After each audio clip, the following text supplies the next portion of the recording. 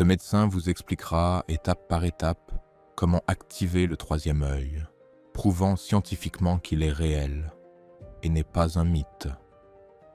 Vous apprendrez également comment déplacer le liquide céphalo-rachidien et bien plus encore. Cette vidéo répond à de nombreuses questions, alors attachez vos ceintures et plongeons-nous dans le vif du sujet. Dans votre cerveau, il existe des ventricules remplis de liquide, des cavités situées au centre de votre cerveau, au même endroit que votre troisième œil, au centre de votre front. Il existe une cavité appelée troisième ventricule. Le troisième ventricule est un espace médian. Il est délimité par l'hypophyse à l'avant, la glande pinéale à l'arrière et le thalamus et l'hypothalamus sur les côtés. L'espace entre ces structures a été appelé le palais de cristal par les taoïstes ou la grotte de Brahma dans certaines traditions yogiques hindoues. Cet espace est rempli de liquide, le liquide céphalo-rachidien.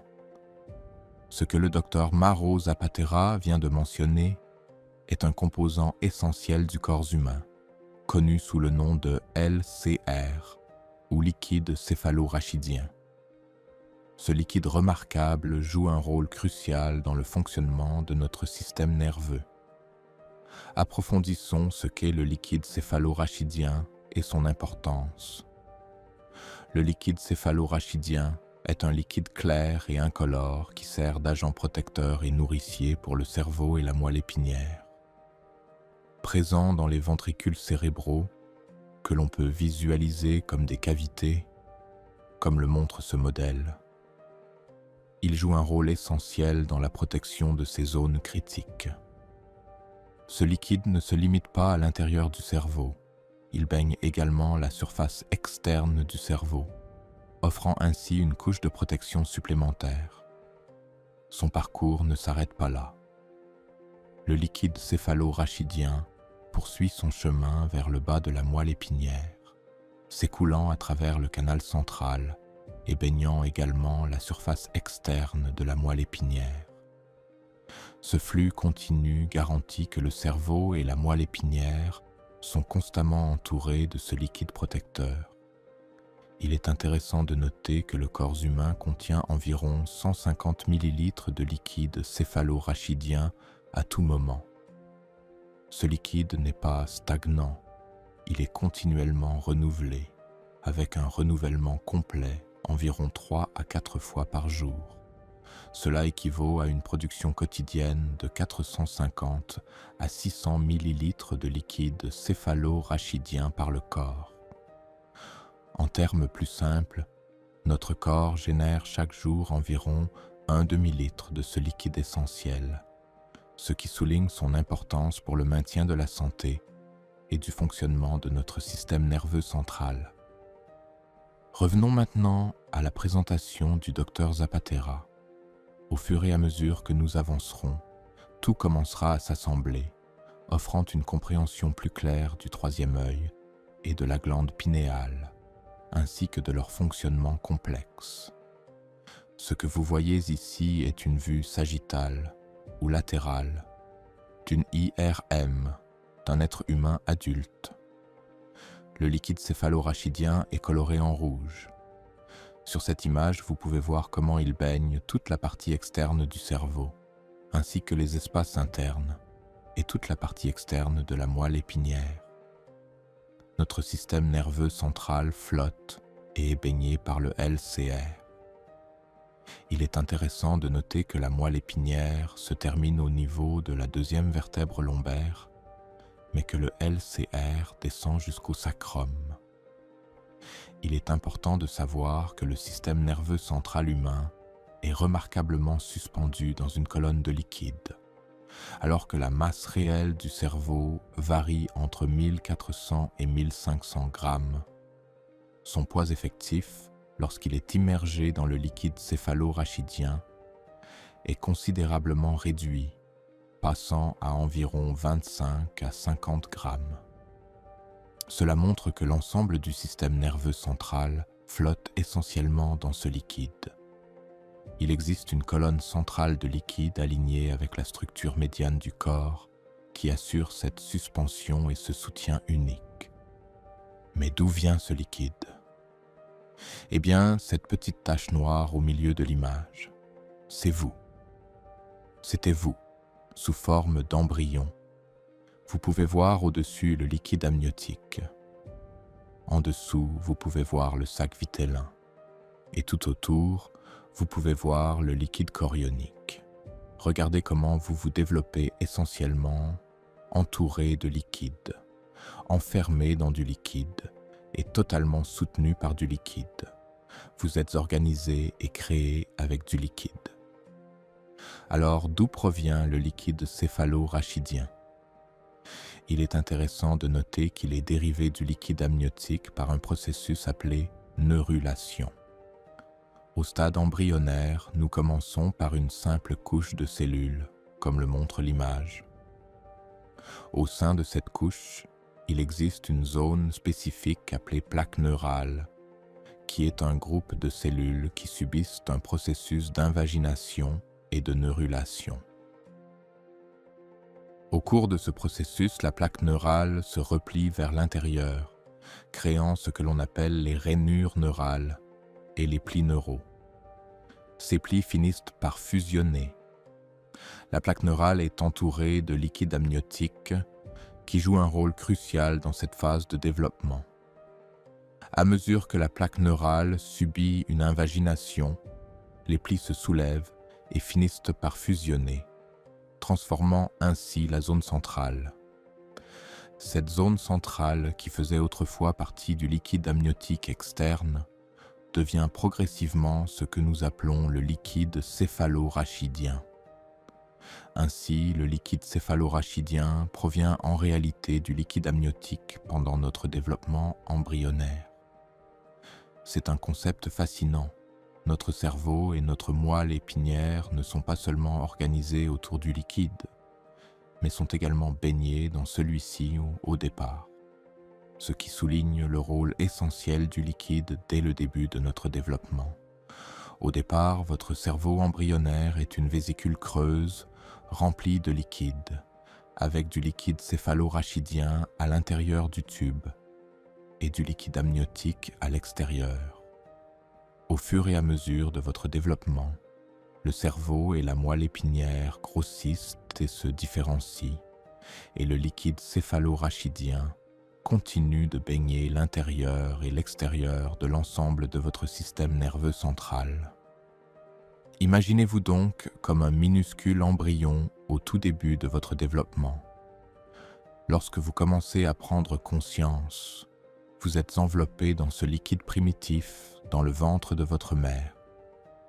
Ce voyage commence avec le liquide amniotique qui se transforme progressivement en liquide céphalo-rachidien. À l'intérieur de vous, ce liquide joue un rôle vital, baignant l'ensemble de votre système nerveux central. Il englobe les zones internes et externes de votre cerveau et parcourt toute la longueur de votre moelle épinière jusqu'à votre sacrum. De plus, il s'écoule dans un canal creux central situé à l'intérieur de votre moelle épinière.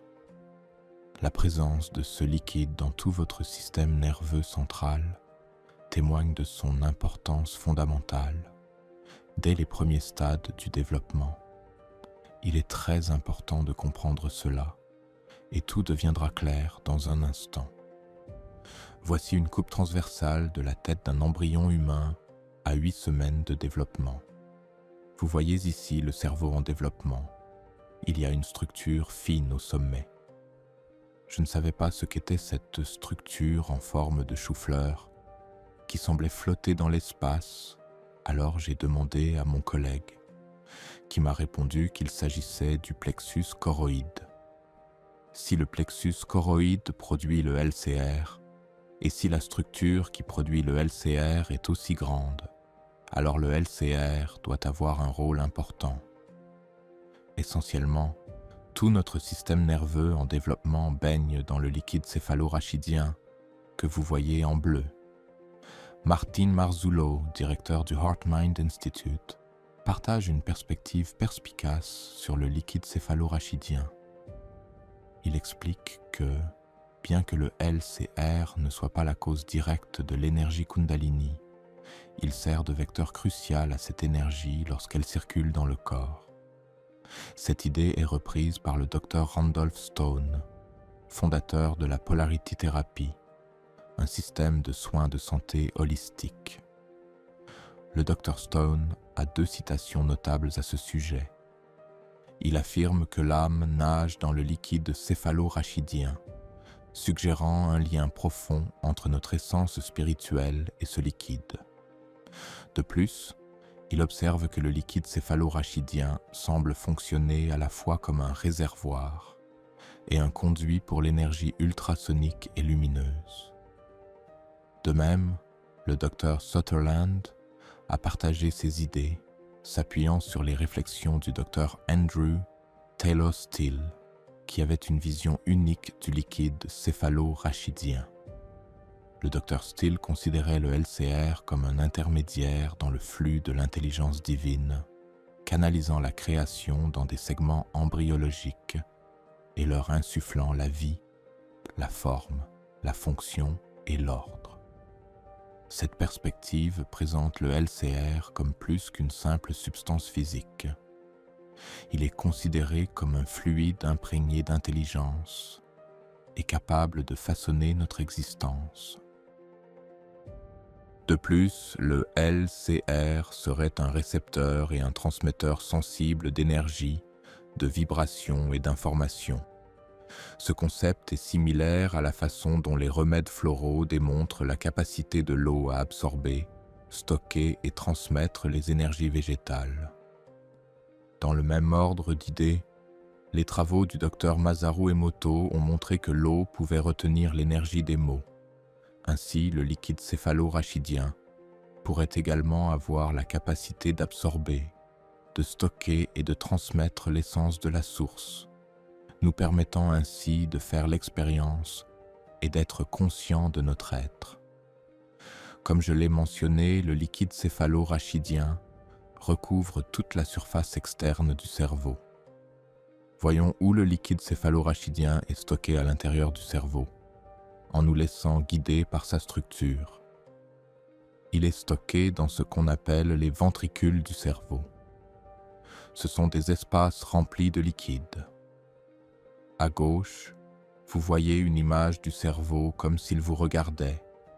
Le bleu correspond à l'endroit où se trouve le liquide céphalorachidien.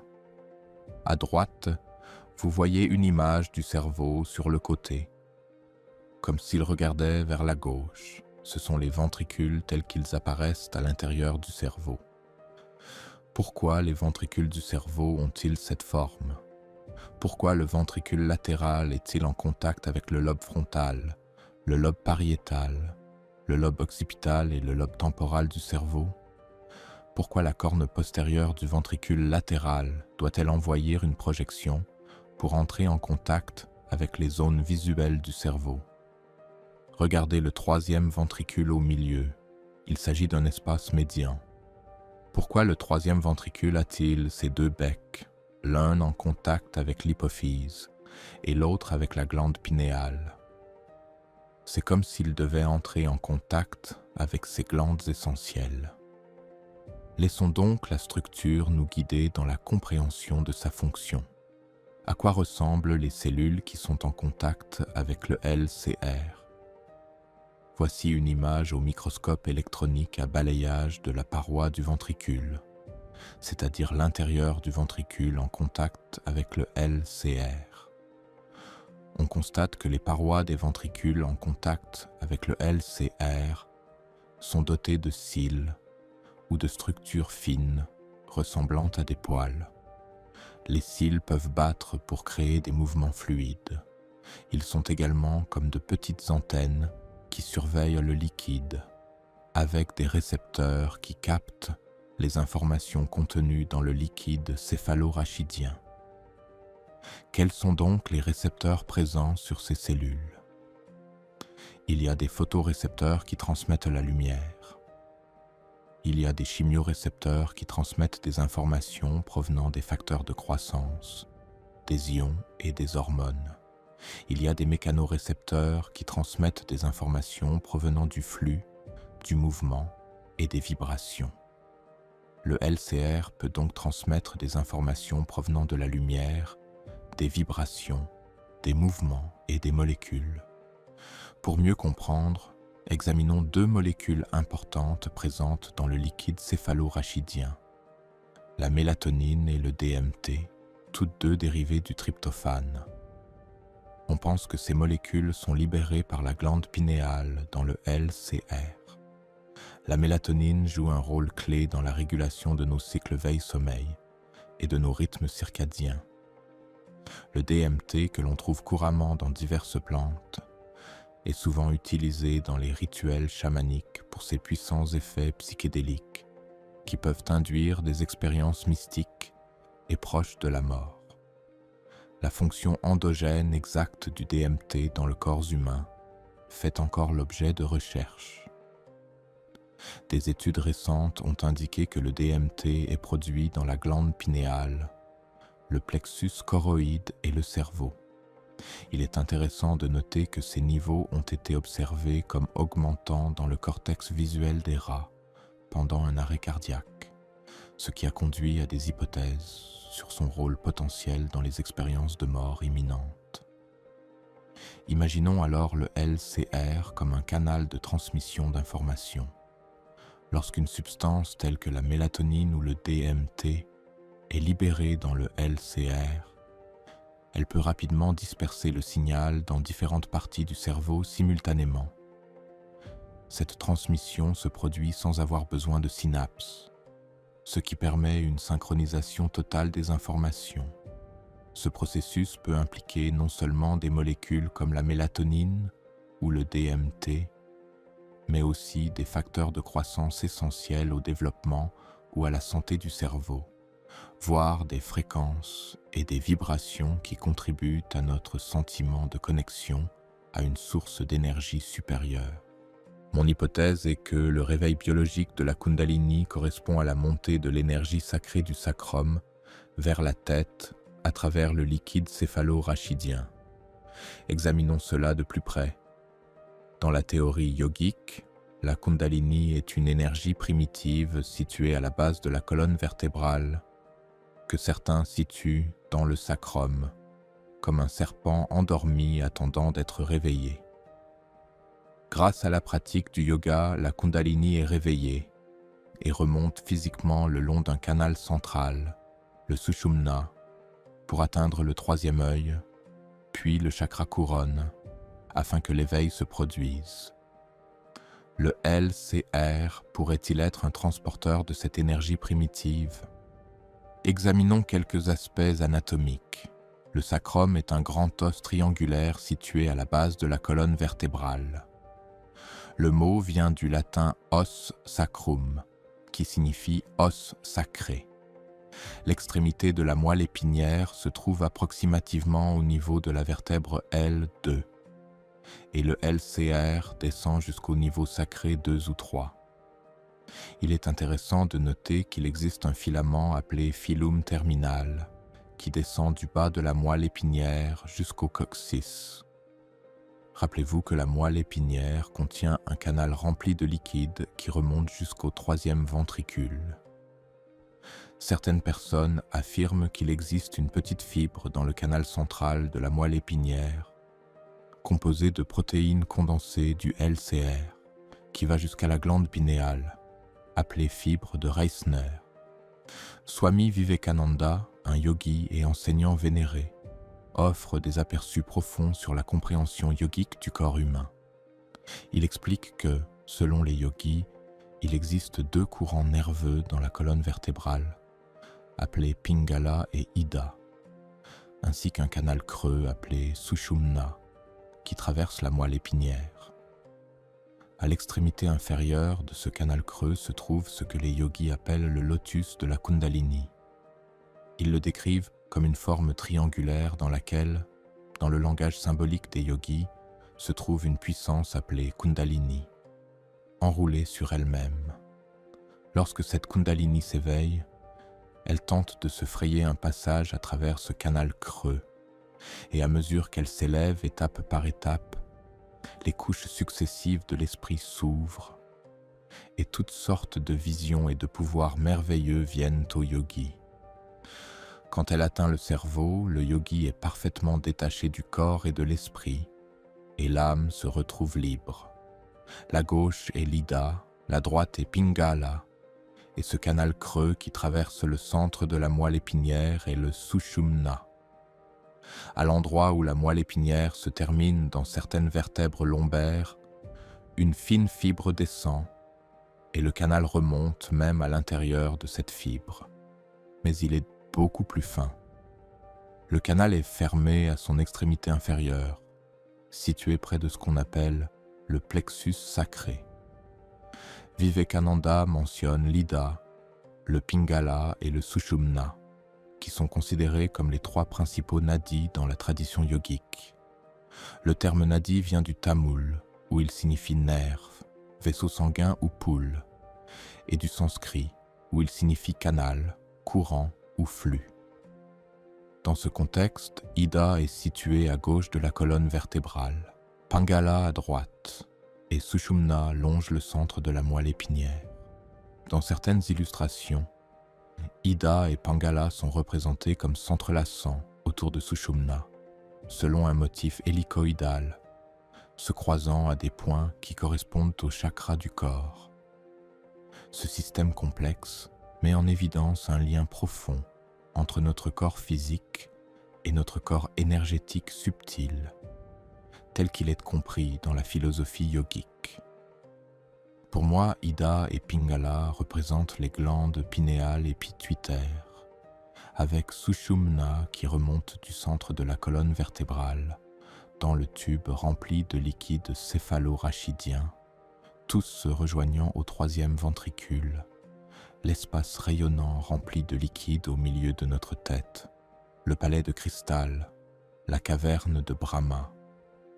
C'est l'espace où le mariage des énergies yin et yang de la glande pinéale et de l'hypophyse vient former une harmonie parfaite. Je crois que c'est là que naît le « je suis » sous sa forme physique. Là où, grâce à la dispersion de l'énergie dans le liquide, tout notre cerveau est simultanément baigné de l'énergie différenciée provenant de la source, ce qui nous procure une expérience et une conscience synchronisée et unifiée de notre véritable essence. Mais cela nous amène à une question importante. Comment fait-on bouger le LCR? Qu'est-ce qui provoque le mouvement du LCR? Beaucoup de gens m'ont posé cette question. Mes théories, en plus de celles que nous allons développer, sont les suivantes. Toute activité parasympathique telle que le repos, la méditation, la thérapie crânio-sacrale, le massage, les mouvements tels que la danse, l'exercice physique, le yoga, les vibrations telles que le son et la lumière, l'intention visualisée et l'amour. Alors, qu'est-ce qui provoque le mouvement du LCR? D'après ce que les recherches ont montré, il a été démontré que le sommeil fait circuler le liquide céphalo-rachidien à travers les tissus cérébraux. Il a également été démontré que les battements cardiaques déplacent le liquide céphalo-rachidien.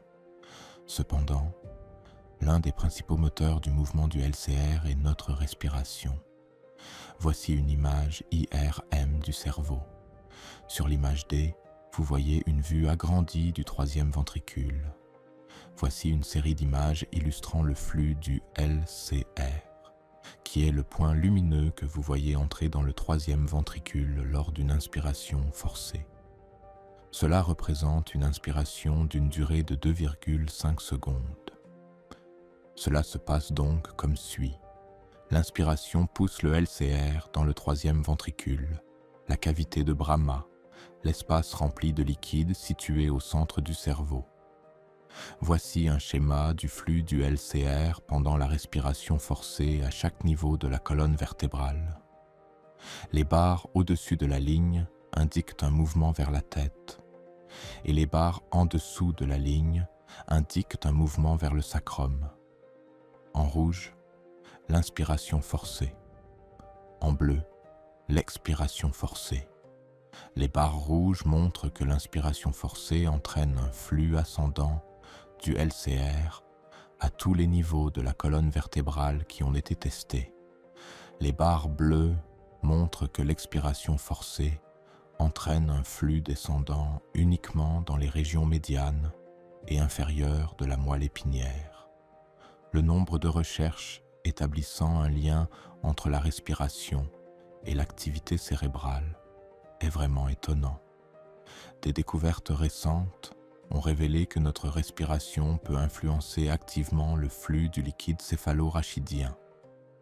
Pensez aux différentes pratiques respiratoires, la respiration holotropique, la méthode Wim Hof, le pranayama, ou même simplement les exercices de respiration profonde visant à la relaxation. Imaginez maintenant comment chaque respiration que vous prenez pourrait faire circuler activement le LCR dans votre colonne vertébrale et votre cerveau. Ce concept ouvre des possibilités passionnantes, telles que l'idée d'une conscience cosmique se répandant dans tout votre être, synchronisée avec le mouvement de ce liquide céphalo-rachidien vital. Notre système nerveux central existe dans une colonne entière de liquide. Ce liquide peut être un intermédiaire entre l'infini et le fini, une condensation d'une forme d'énergie moins condensée. Respiration après respiration, nous pouvons créer un rythme dans le liquide, un processus ondulatoire avec des oscillations. Cela a la capacité d'apporter des vibrations et des fréquences énergétiques au fluide, qui peuvent transmettre les rythmes de la vie et les rythmes de l'infini. Sur le plan évolutif, le système LCR a évolué comme un moyen de recevoir des signaux et de transmettre des informations. Notre LCR ancestral est l'eau de mer. Connectez-vous donc au fluide qui vous entourait lorsque vous étiez un embryon, au fluide qui baigne actuellement l'intérieur et l'extérieur de tout votre système nerveux central, à tout le fluide de tous les océans qui ont jamais existé dans l'histoire. Le fluide baigne l'intérieur et l'extérieur de votre cerveau et de votre colonne vertébrale.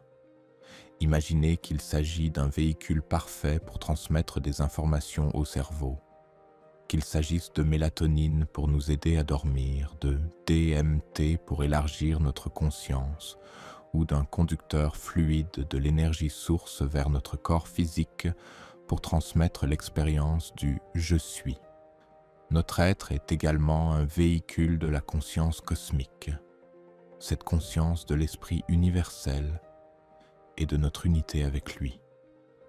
En conclusion, nous sommes profondément reconnaissants au Dr Mauro Zapatera pour ses découvertes et ses contributions éclairantes dans le domaine de la recherche sur le liquide céphalo-rachidien. Ces idées nous ont non seulement éclairés, mais ont également ouvert de nouvelles perspectives de compréhension de ce fluide vital. Le parcours du LCR, depuis ses origines embryonnaires jusqu'à ses rôles multiples à l'âge adulte, souligne son importance profonde dans nos fonctions corporelles, et peut-être même dans nos expériences spirituelles, en tant que milieu qui nourrit et protège notre système nerveux central et qui sert potentiellement de conduit pour les énergies supérieures de la conscience. Le LCR comble le fossé entre les aspects tangibles et intangibles de notre existence. Il est clair que le LCR est bien plus qu'un simple fluide protecteur. C'est un élément vital de notre être, indispensable à notre santé physique et à notre bien-être spirituel.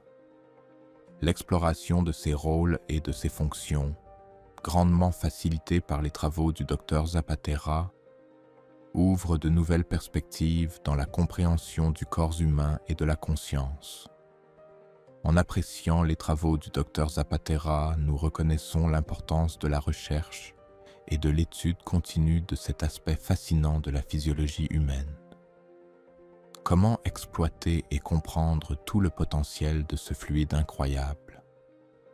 C'est le défi et l'opportunité qui nous attendent dans les domaines de la médecine, de la science et de la spiritualité. Merci, Dr Zapatera, de nous avoir éclairés et aidés à apprendre quelque chose de nouveau.